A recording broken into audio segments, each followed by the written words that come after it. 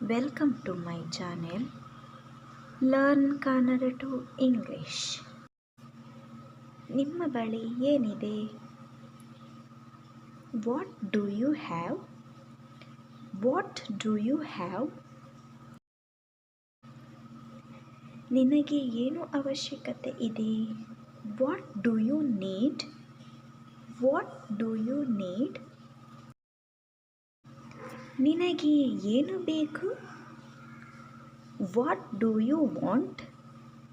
What do you want? ನಿನ್ನ ಬಳಿ car ಇದೆಯಾ? Do you have a car? Do you have a car? ನೀವು English ಮಾತನಾಡುತ್ತೀರಾ? Do you speak English?